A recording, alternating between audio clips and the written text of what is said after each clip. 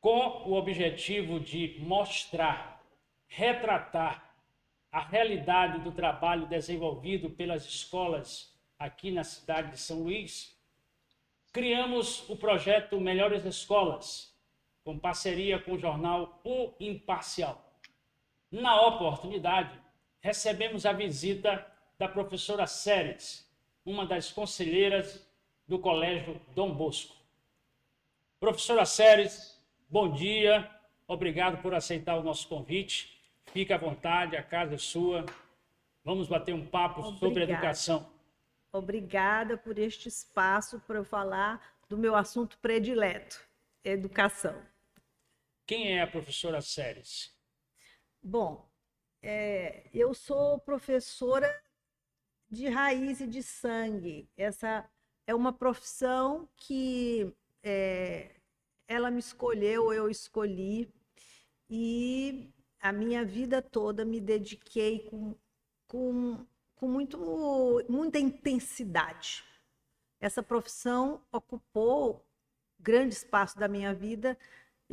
Minha formação original, eu formei em pedagogia aqui na UFMA e depois fiz o mestrado e fiz o doutorado na PUC de São Paulo em psicologia da educação para aprofundar essa questão de como as crianças aprendem e principalmente como as crianças aprendem a ler e escrever. Foi isso que eu me dediquei a estudar, trabalhar, pôr em prática e avaliar a vida inteira. Então, eu fui diretora pedagógica do Colégio Dom Bosco durante várias décadas e depois reitora da UNDB e vinculada dentro do Colégio Dom Bosco como conselheira, mas principalmente na parte de planejamento das ações educacionais e dos projetos, né? Hoje o Colégio Dom Bosco é dirigido por Raíssa Murá e mais essa paixão que a gente tem em gestar projetos envolve muito. E, além deste trabalho dentro da escola, eu me dediquei a projetos na área de educação, nas escolas públicas, nas comunidades de periferia, que é uma outra coisa que preenche um lado enorme da minha vida. Por último, estou atuando na Academia Maranhense de Letras, que tomei posse este ano, realizando projetos educacionais também com adolescentes de escola pública. Okay. E o seu vínculo hoje com a escola, com o Colégio Dom Bosco, é mais burocrático, é mais de conselho, ou a senhora participa do dia a dia de algumas ações? Não, eu não diria burocrático. Eu participo no conselho exatamente gestando com a direção e com a equipe projetos de cunho educacional, porque eu trabalho há 50 anos na educação, mas essa parte burocrática nunca me atraiu. Então, sempre que eu pude terceirizar, eu escapei. E quais são os grandes projetos hoje do Colégio Dom Bosco? Em especial, acredito que seja o Ópera, não sei, mas a gente pode alinhar, citar outros projetos pedagógicos, antes de falar mais sobre o Ópera. Sim, o Colégio Dom Bosco ele tem uma raiz da sua fundadora, que é minha mãe, professora Maria Isabel. Em 1958, aqui em São Luís, ela instalou um jardim de infância moderno, com arte, literatura, música, teatro, representação e uma visão diferente da educação que, na época, em 1958, era muito ensinar a ler, escrever. Então, esta semente de buscar a educação completa, moderna, que forme o aluno de uma maneira muito mais completa, voltado para o pensamento crítico, para as artes, para o raciocínio, para a conexão com o mundo. Isso sempre nos orientou. E os nossos projetos no Colégio Dom Bosco têm este viés. Hoje, nós somos uma escola IB. O que é uma escola IB? É uma escola ligada a essa rede internacional, International Baccalaureate, que são mais de 2.000 escolas no mundo que têm uma mesma grade curricular trabalham os mesmos projetos com essa pegada da criação, a criatividade, o senso crítico e o uso prático daquilo que se aprende para benefício da sociedade, da comunidade. Então, o que você faz com o conhecimento que você tem? Essa é a pegada do EBI. Você tem que empregar, você tem que aplicar, você tem que fazer projetos criativos, você tem que saber usar o conhecimento com crítica. Você não é só você ter o conhecimento, é o que você faz com ele. Como foi esse início para você adaptar esses projetos à realidade estudantil? Essa evolução?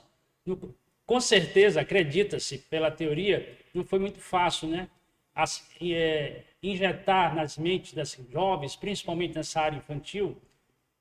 É claro que a década que você começou esses projetos, a sociedade era outra, o pensamento era outro, o valor era outro.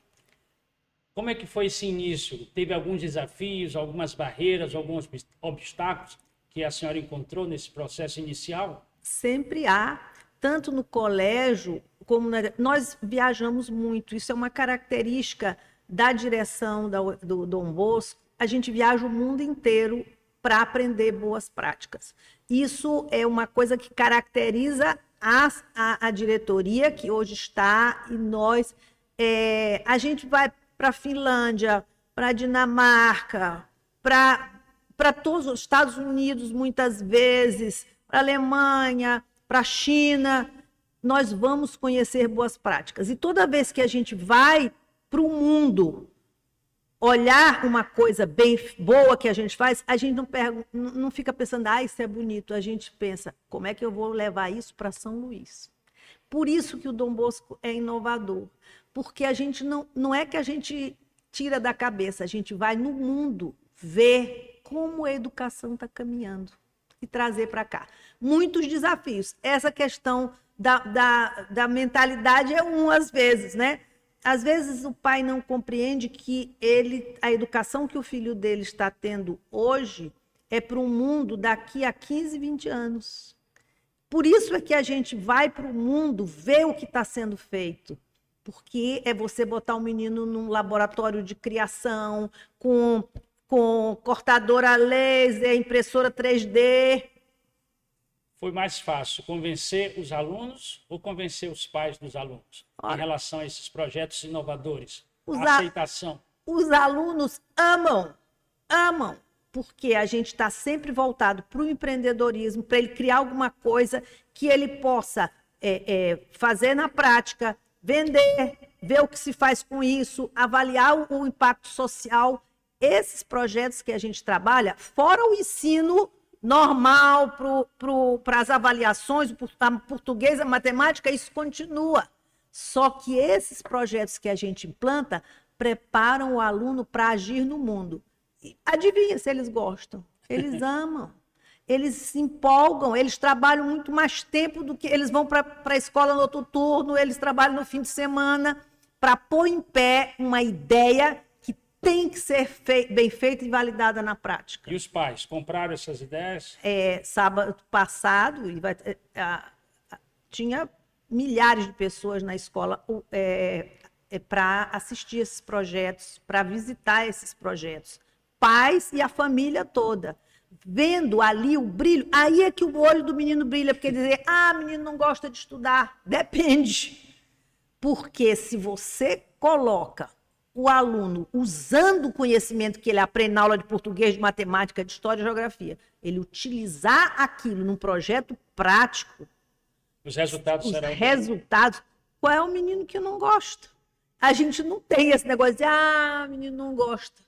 Não. E quando o pai olha o envolvimento do filho com coisas produtivas, usando conhecimento de ponta, ele diz, isso é bom, é melhor do que o menino estar ali no celular ou metido numa tela jogando videogame. Com certeza. E o projeto Ópera surgiu como? Bom, como surgiu o projeto Ópera? O projeto Ópera surgiu em 1997, vai fazer 30 anos. Iniciativa sua? Eu... Olhando assim a aprendizagem, eu dediquei o meu estudo acadêmico, mestrado e doutorado, a entender como a criança aprende a ler e escrever. E uma coisa que me incomodava era as crianças aprenderem a ler com textos bobos, que não tinham sentido. E aí eu comecei a buscar textos de boa qualidade, de literatura, boas histórias, e eu colocava as crianças para lerem naqueles textos, se alfabetizarem, e apresentava com música. Depois eu disse, isso existe. O texto de boa qualidade, a boa história com a música junto, é a ópera. Aí eu comecei a trabalhar óperas com a criança. A primeira vez que eu coloquei uma criança, uma turma, para ouvir uma área de uma ópera, me lembro muito bem, era a Flauta Mágica, e na hora que tocou a música do príncipe apaixonado pela princesa, eles deitadinhos no chão, fechando os olhos, a professora explicando o que era aquilo. Aí eu disse, isso é bom. E o meu filho, na idade, a deusa dele era Carmen. Quando ele tinha 5, 6 anos, que todo mundo, os meninos começam a despertar para as mulheres bonitas, a mulher que ele admirava era a Carmen, da ópera Carmen, que é uma mulher fantástica. E então eu comecei a desenvolver esse projeto. As crianças se alfabetizam nos textos da ópera. E depois elas reescrevem a ópera. E aí elas cantam, elas dançam, elas representam, elas desenham o cenário, desenham o figurino, fazem as exposições e, no fim, apresentam o espetáculo. Então, os textos que elas escrevem sobre a ópera são textos fantásticos, que você diz, essa criança, eu tenho aqui um feito na escola pública, porque aí depois eu levei para as escolas da prefeitura. Vamos chegar lá. Sim. Eu lhe pergunto, esse projeto começou nessa fase infantil, alfabetização, ela acompanha depois desse período aí ou ela se encerra com o menino nessa fase? Pois ou é. o projeto vai acompanhando o garoto até uma certa idade, até o 3º ano do ensino médio, por exemplo? Ele vai acompanhar? Não. Vai ter essas ideias literárias, contato com as obras literárias, obras-primas, clássicas? Isso. Durante todo o seu projeto estudantil, Pronto. na Escola Dom Bosco? Sim. O Dom Bosco, ele tem a arte e literatura no Dom Bosco sempre foi uma questão básica para a educação dos alunos, envolver isso para compreender o mundo dessa forma. Então nós fazemos a ópera no final do infantil. Quando eles começam o ensino fundamental, aí nós temos os grupos de teatro.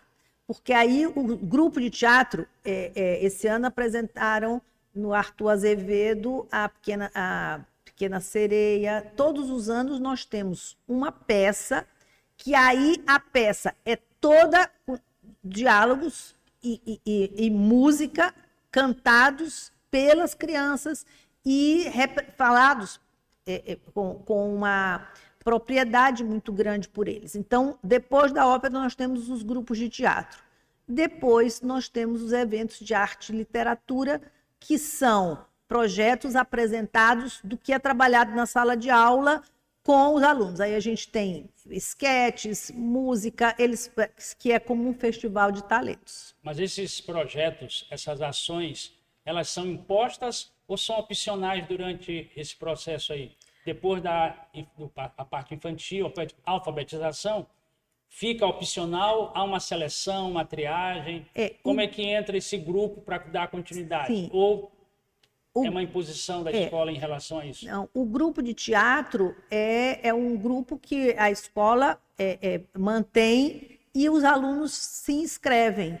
Então, por exemplo, então. é opcional. Nos grupos, cada dia mais numerosos. É extraturno, é em outro turno, não é no turno das crianças.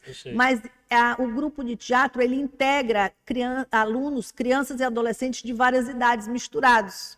Então, isso pode exatamente fazer como a gente fez. Mary Poppins, a protagonista é do ensino médio.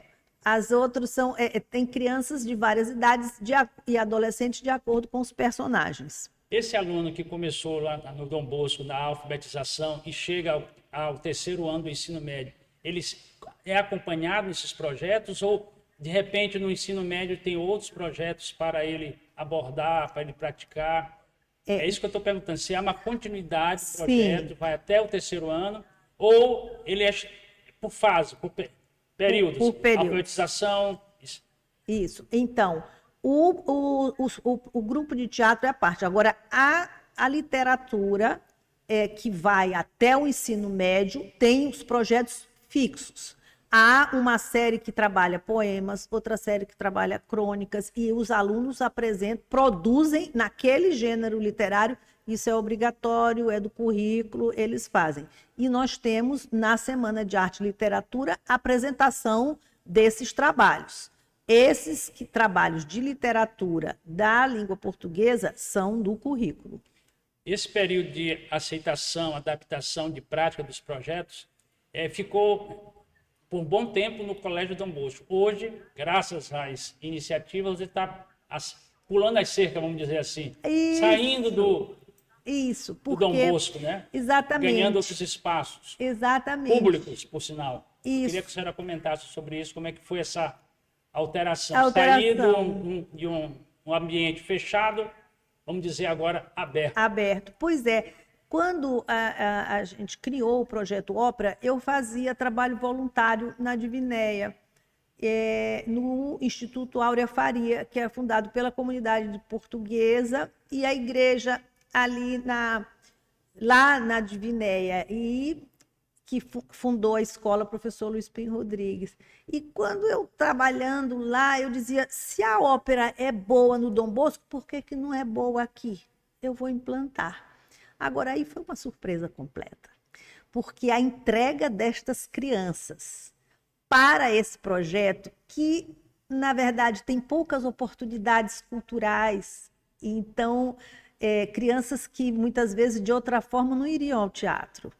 E isso foi a entrega das crianças para esse projeto, o nível de alfabetização que elas atingiram, a qualidade da escrita dessas crianças, escrevendo sobre um tema que elas representaram, tocaram, que emocionalmente envolve, foi muito grande. E a gente, quando conseguiu pegar nessa qualidade da escrita dessas crianças, aí a gente resolveu abranger outras escolas, expandir. Aí a gente teve o apoio da Lei de Incentivo à Cultura, que a Equatorial participa, e o governo do estado, e a participação da prefeitura, que financia parte desse trabalho. E hoje trabalho. Atinge quantas escolas públicas? Hoje nós pretendemos ampliar, mas nós estamos em 4 escolas públicas que a gente acompanha o ano inteiro, todas as turmas de alfabetização. Cada escola tem 2, às vezes 3 classes de alfabetização, porque nós pegamos... A ópera é um projeto cultural, mas ele é um projeto de alfabetização, porque na medida em que as crianças escrevem sobre essas coisas, elas atingem um nível de escrita muito grande. Então,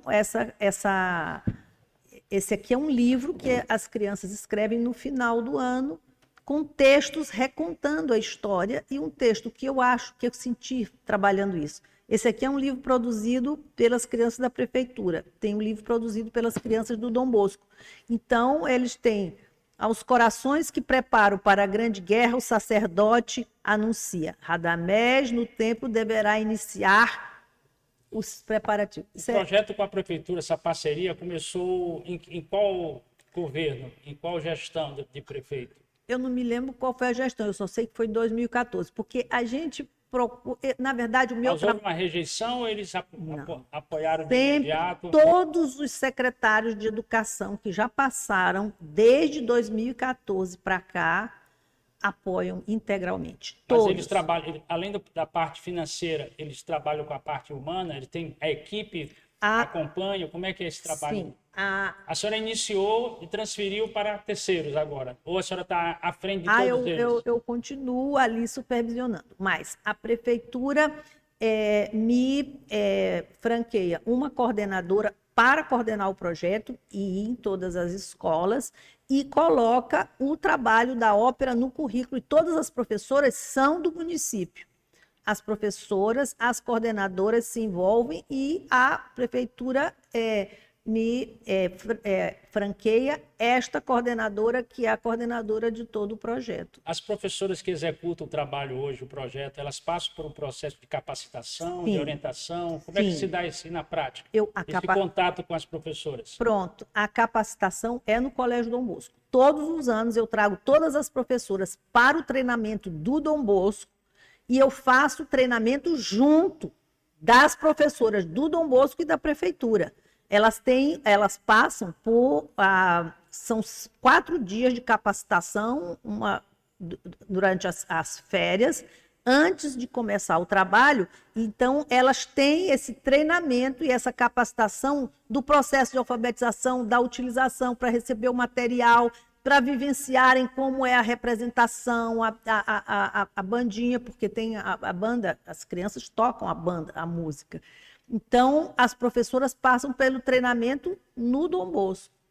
E aí a gente acompanha, tem a professora de teatro, a professora de dança e a professora de música para as escolas do município. E eles, toda semana, estão aqui no Dom Bosco fazendo planejamento juntos para aplicar no município. E esse trabalho do Dom Bosco, dos projetos, principal o projeto Ópera, tem algum processo de abrir mais espaços, sair da ilha? Porque meu pai, ainda há pouco a senhora comentou que faz parte hoje da Academia Maranhense de Letras. Sim. E meu pai também pertenceu à cadeira 16 da Academia de Letras, hoje ocupada pelo médico Natalino Salgado. Sim. Ele dizia naquela época que para você ser alguém, na linguagem dele da época, você tem que sair da ilha. Senão você fica ilhado. Se me permita, como é o nome dele? Paulo Augusto Nascimento Moraes. Cadeira 16 da Academia Paulo Maranhense de Nascimento Letras. Moraes, muito conhecido. Irmão do José Nascimento Moraes, Sim, filho, que também é da Academia. Também da Academia. E filho do velho Nascimento Moraes, também da Academia Maranhense de Letras. Mas você é de uma família muito ilustre da educação e das letras. Você sabe que a gente, toda semana, nos efemérides, a gente, nas reuniões, no Chá das 5, a gente recorda acontecimentos daquele dia e, de vez em quando, vem os nascimentos de Moraes. Então, voltando à teoria de papai naquela época, que para você ser alguém tem que sair da ilha, e ainda há pouco a senhora comentou que teve que sair de São Luís, sair da ilha, conhecer outras realidades. Verdade. Quando a senhora conheceu essas outras realidades, deve ter comparado com a nossa. Sim, sim. Deve ter chamado a sua atenção. Sim. Trazer coisas boas para a ilha. Sim. E hoje, como é que está a ilha na sua visão, com sua experiência, doutorado, mestrado? O que mudou? Ou, ainda mais para cutucá-la, o que precisa mudar na educação nossa? O que está faltando? Vamos por partes. Muita coisa. É uma pergunta complexa. Se a gente pensa o que falta na educação, né, eu acho que é exatamente essa visão de capacitação mais do corpo docente. Quanto mais você consegue capacitar o corpo docente, mais você tem qualidade. E cabe a quem essa capacitação? Na verdade, é de quem dirige, né? De quem dirige uma escola, de quem dirige um sistema de ensino. Então, isso eu vejo que hoje, no ensino público, eu acompanho no município, que é o que eu vejo mais de perto, um enorme empenho em capacitação docente, contratando projetos de capacitação, e eu vejo que esse é o caminho, porque eu digo uma coisa muito própria da minha experiência. Eu já conheci, ao longo de 50 anos trabalhando com professor, muito poucos professores que não fazem um bom trabalho porque não querem. A maioria não faz porque não sabe.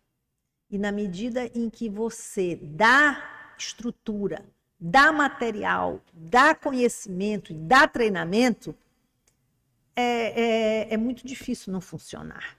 Então, eu acho que a questão fundamental da educação é o nível de capacitação do professor.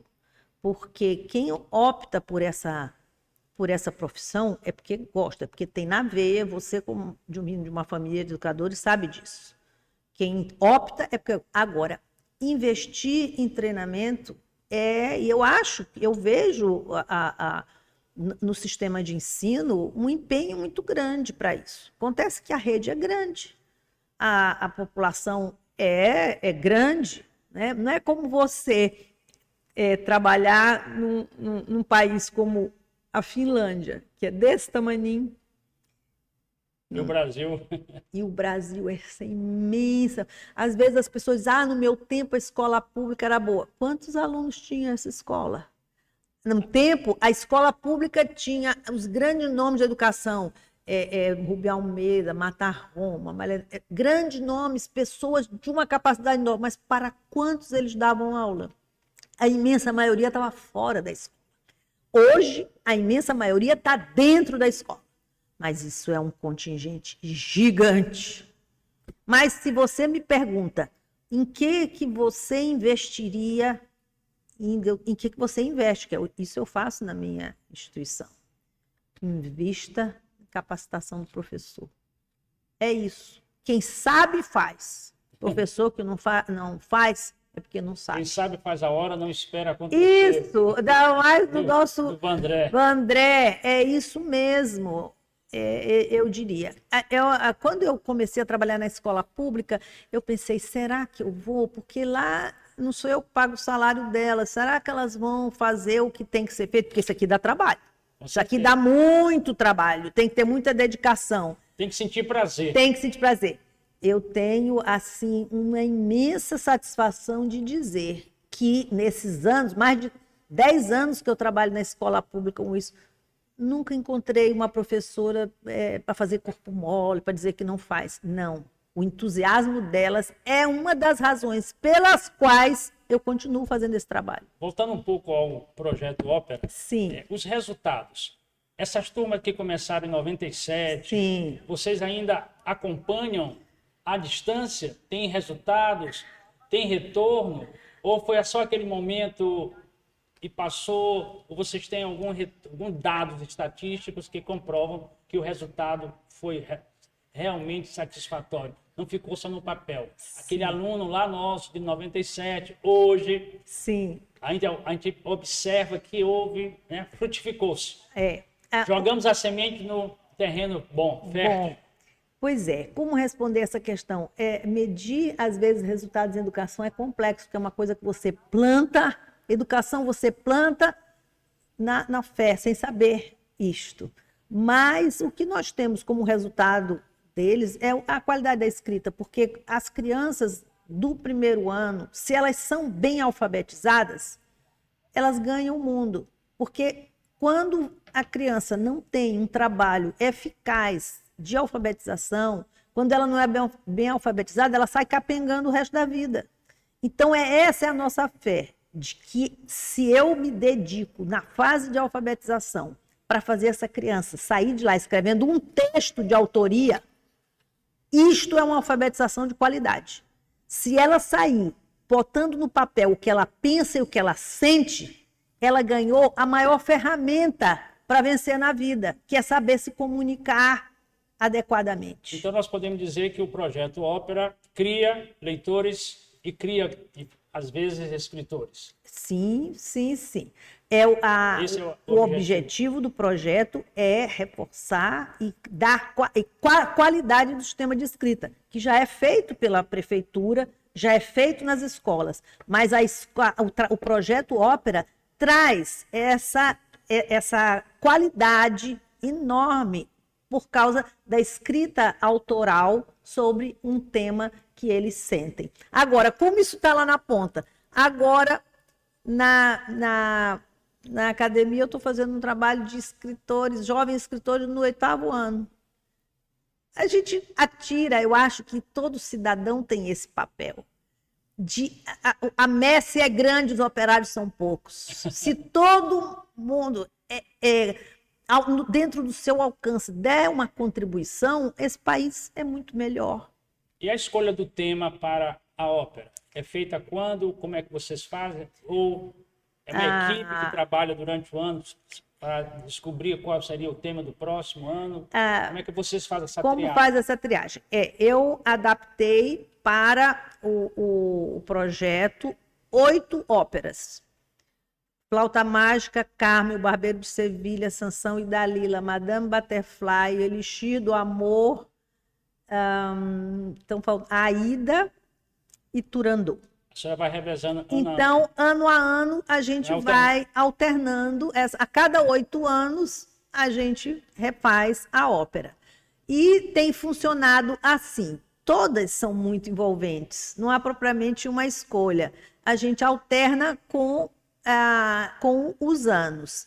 E elas são apresentadas, as crianças representam no final do ano, como vai ter agora, no dia 30, né, na Maria Aragão, e no dia 22, no Dom Bosco, cenários majestosos, porque o cenógrafo meu marido, que é engenheiro e trabalha, faz cenários majestosos, as crianças entram naquele mundo encantado. Isso tudo a gente reverte para a boa escrita dele, a qualidade da escrita. Há custo para a família participar do projeto Ópera, além das mensalidades, anuidade da escola?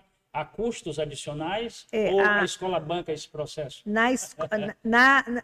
No Colégio Dom Bosco, os pais compram a roupa e dão uma taxa para cobrir parte desses custos. No ato da matrícula, já são sabedores que vai haver esse processo ou durante o ano vocês vão diminuindo? Durante o ano, no Dom Bosco já é uma tradição. Já sabe que é o filho, o irmão já participou e tem uma pequena contribuição. Já sabe que vai ocorrer. Mas o grande custo, no final, é da escola. A gente tem alguns parceiros que dão algum patrocínio e os pais pagam uma pequena taxa. E na escola pública é a lei de incentivo do governo do estado e a prefeitura que bancam todos os custos. O figurino, que é figurino belíssimo, que a gente desenha, super feitos por um ateliê, as crianças ficam lindas, lindas. E para este ano, a senhora ainda há pouco falou, mas vamos repetir, quando é que vai ocorrer as apresentações, locais, isso. Horários? Este ano nós vamos apresentar Carmen, será no Colégio Dom Bosco no dia 22, sábado, no 22 ginásio, 22 de novembro, próximo sábado, no ginásio, o elenco principal é das crianças do Dom Bosco. E no dia 30, na Praça Maria Aragão, o elenco dos principais são crianças da prefeitura. E são as 5 escolas juntas, são quase 20 turmas, são umas 300 crianças. A senhora sabe o nome das 5 escolas? Ou é pedir muito? Aí? Não sei. Além do Colégio Dom Bosco, é a escola Professor Luiz Pinho Rodrigues, da Divinéia, a escola Maria Alice Coutinho, do Turu, a escola José Sarney, do Itapiracó, e a escola Leonardo da Vinci, do Angelim. São essas 4 escolas. Eu sei, nós visitamos. Mas essa escolha partiu do Dom Bosco, essas escolas, ou aquelas que foram atrás de vocês para receber o projeto? Como é que foi a escolha dessas muitas escolas pedem, as próprias diretoras pedem, mas o que nós privilegiamos, como eu já fazia, porque na Divinéia, na Escola Professor Luiz Pinho Rodrigues, eu faço esse trabalho desde 2002, já há 20 anos, mais de 20 anos. Mais de 20 anos eu faço lá na Divinéia. E quando nós fomos expandir para outras, eu privilegiei escolas próximas do mesmo núcleo, porque fica sob a direção de uma mesma diretora e para os professores de música é fácil o deslocamento, porque eles dão aula em todas essas escolas. Curiosidades. Quantas salas de aula participam no Dom Bosco? Quantos alunos, em média, participam desse projeto? No Dom Bosco são 4 salas, que são 2 de manhã e 2 de tarde. E em torno de 80 todos alunos. Participam, todos têm papéis. Todos participam da banda, da música. Agora, numa ópera, tem 4 ou 5 personagens principais. Né? No caso de Carmen, tem a Carmen, Dom José, o toureiro. Esses são selecionados. Agora, esses, engraçado, pessoal, como se seleciona?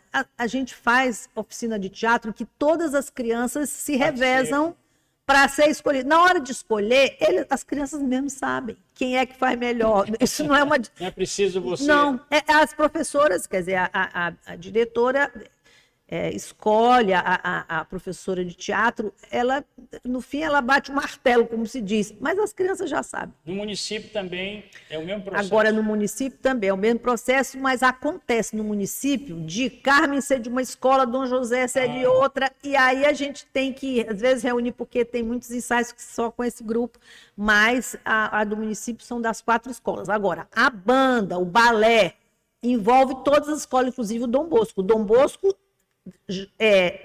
dança junto com eles. Vai haver agora o ensaio geral. Cada escola ensaia as coreografias e a banda na sua escola. Aí um dia junta. Aí que meu marido diz, você é uma maluca, como que isso, cada uma um dia reúne e bota tudo para tocar junto, mas é assim. Tem essa característica.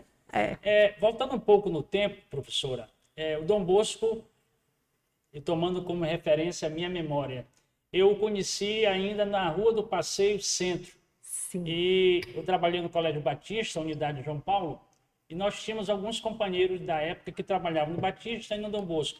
Eu quero até citar aqui o professor Valdivino, não sei se a senhora lembra, de língua portuguesa.